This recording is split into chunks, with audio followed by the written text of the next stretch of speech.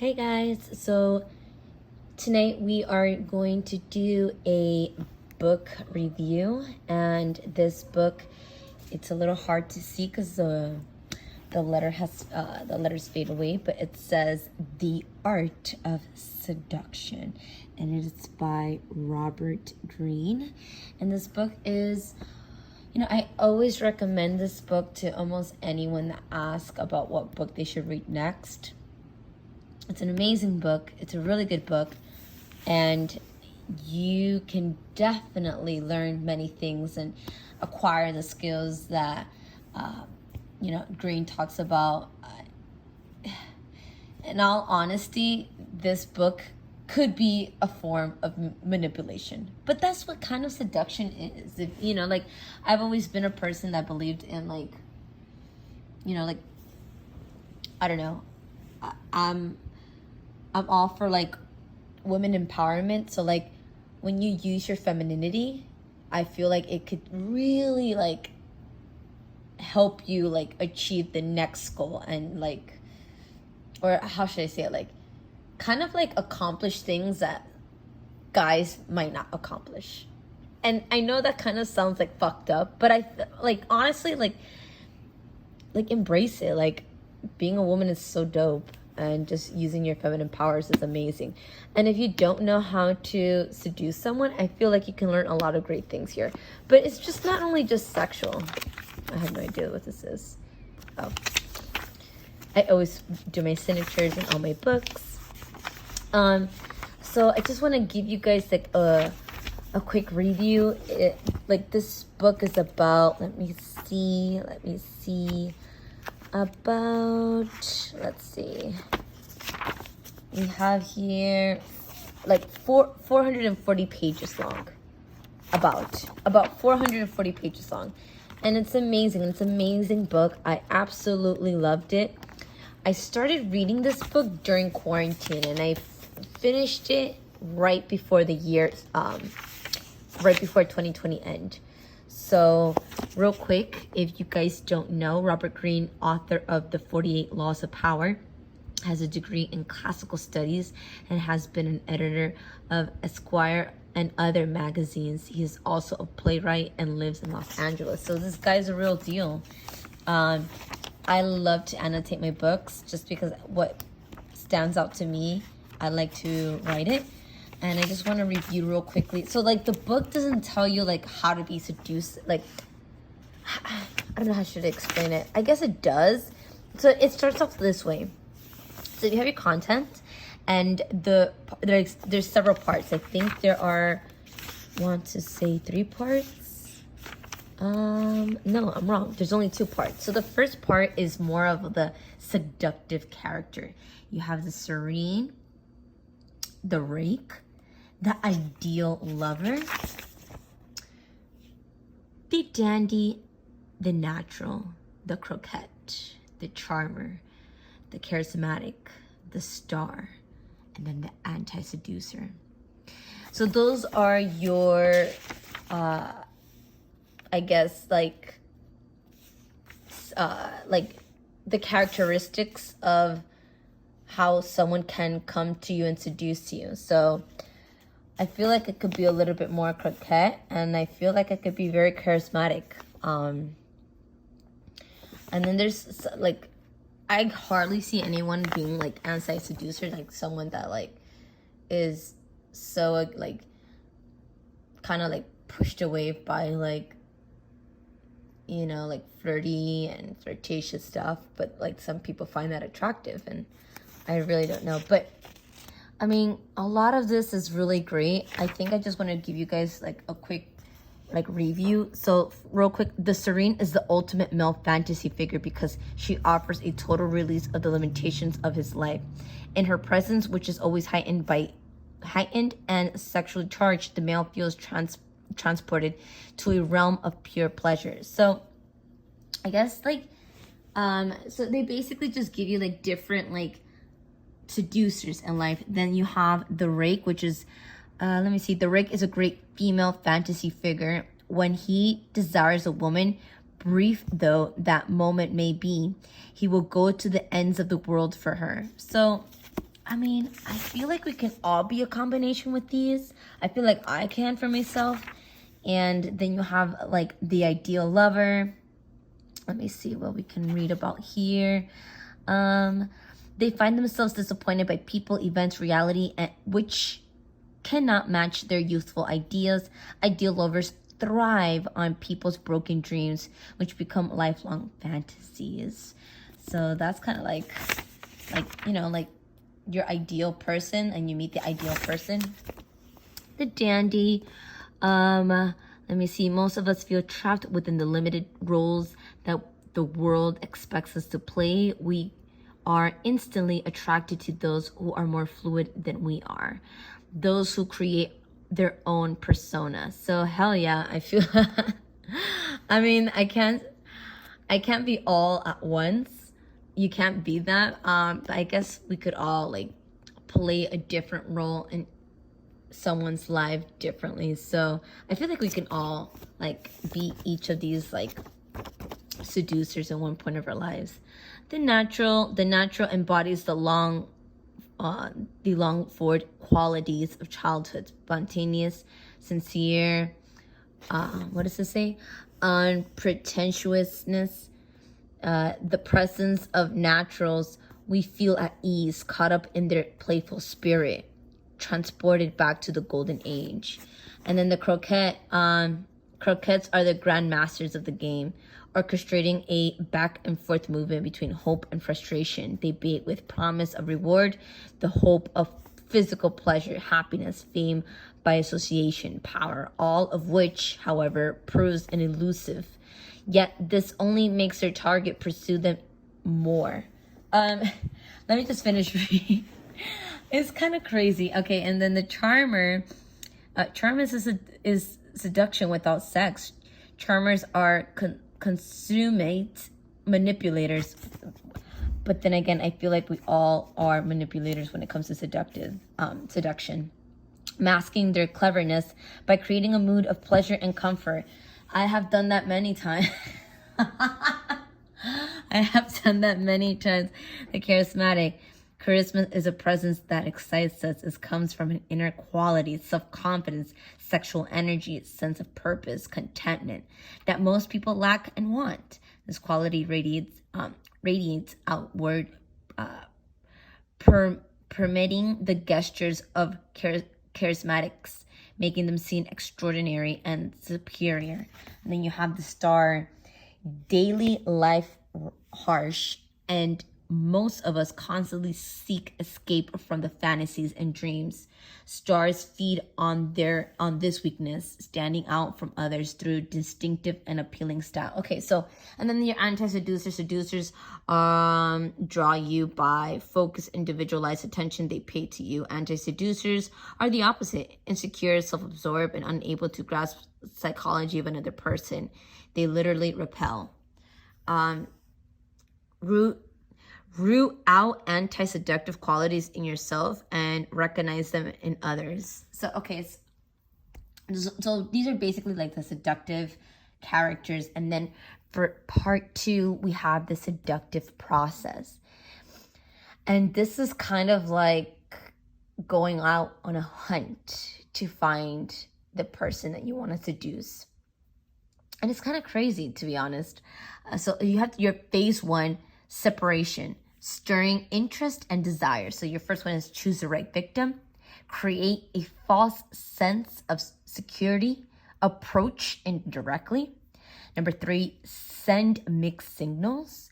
Number 4, appear to be an object of desire, create triangles. Okay, this all just sounds fucked up, honestly. Number 5, create a need, stir anxiety and discontent. Number 6, master the art of insinuation. Number 7, enter their spirit. Number 8, create temptation. So, yeah, if you apply these to, if you're trying to get a girl or a guy, it doesn't necessarily just has to be something sexual, but it has to maybe be just a form of communication or getting someone's attention or trying to, I don't know, I guess just mostly getting someone's attention. This is it. this is definitely, these are the rules that you want to like implement. And then you have your phase 2, which is lead astray, creating pleasure and confusion. So number 9, keep them in suspense. What comes next? Number 10, use the demonic power of words to sow confusion. To sow confusion. Number 11, pay attention to details. Number 12, poeticize your presence. 13, disarm through strategic weakness and vulnerability.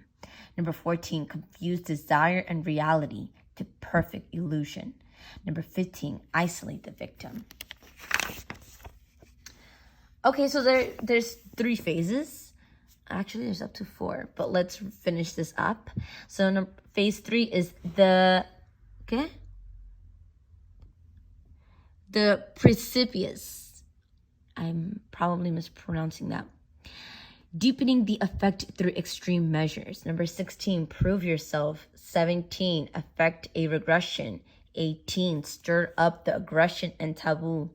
19, use spiritual lures. 20, mix pleasure with pain. And then we have phase 4, moving in for the kill, which is literally, so I like to say this is more like this whole process is as if you're literally hunting for your prey. Like we are the predator and we're hunting for our prey. Because phase 2 is lead astray, and then phase 3, I'm going to mispronounce this, but whatever. It's the precipitous, or I can't pronounce that correctly. I'll ask Siri later.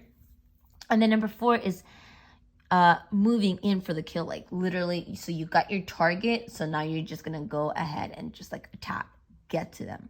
What are you gonna do to actually like have them in the palm of your hands? So 21, give them space to fall. The pursuer is pursued. 22, use physical lures. 23, master the art of the bold move.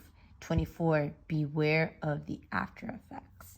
So then you have your appendixes: seduction, environment, a seductive time, and then soft seduction, how to sell anything that masses. It's an amazing book. And if I were literally to like describe to you guys like each part, it would be a lot. But let me see if I can find something that, okay, so real quickly about the serene. Because remember, serene was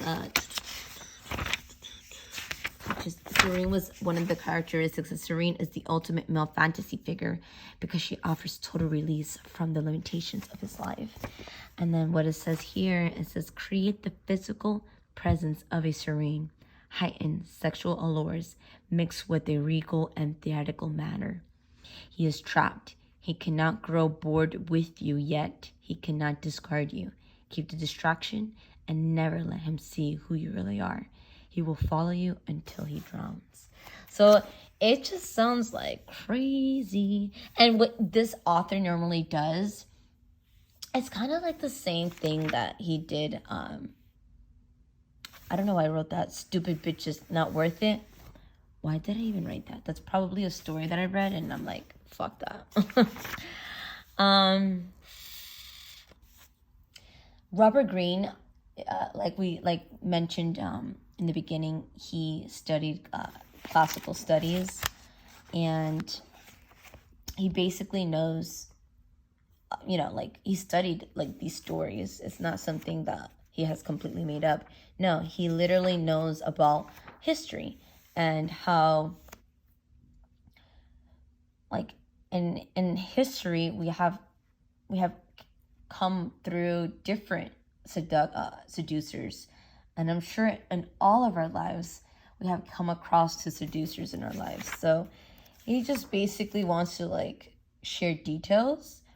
It's kind of like the same as the 33 strategies of wars. Like they give you the stories and then he gives you the strategies and how to apply it. Same thing with the art of seductions. He gives you a story. He gives you the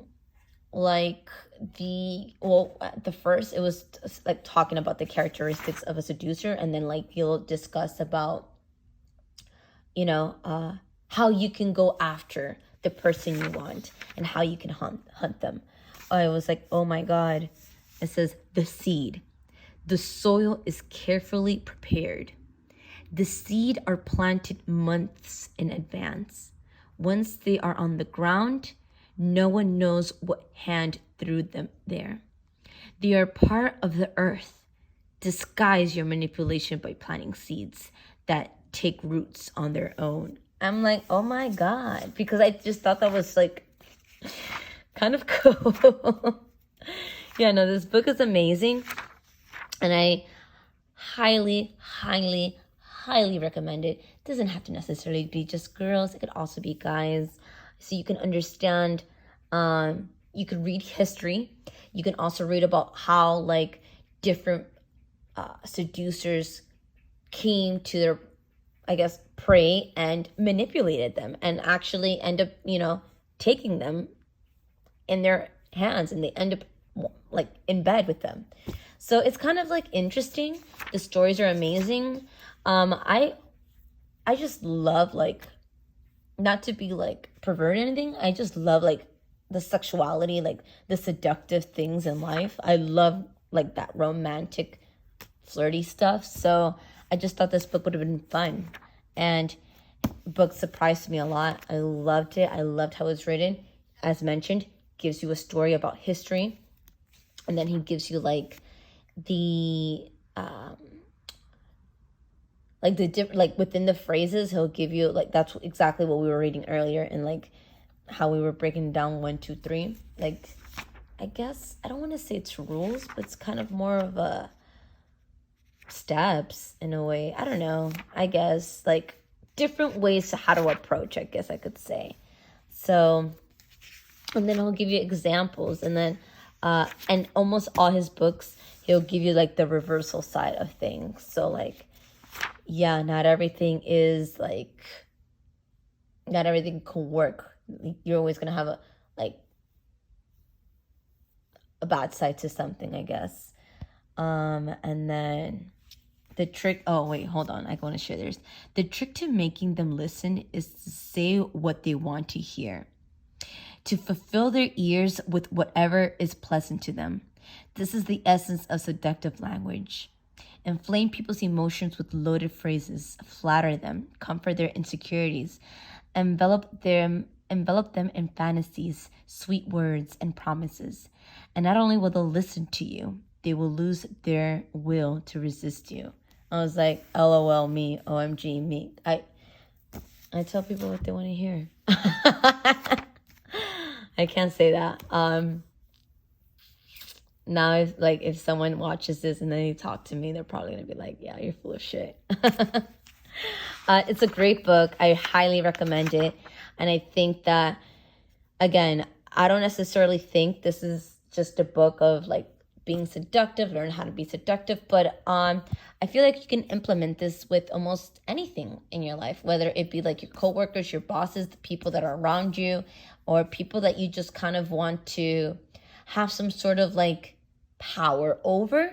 You can definitely use these rules of seduction. It doesn't necessarily have to be just sex. Doesn't necessarily just have to be about like, getting them in bed with you.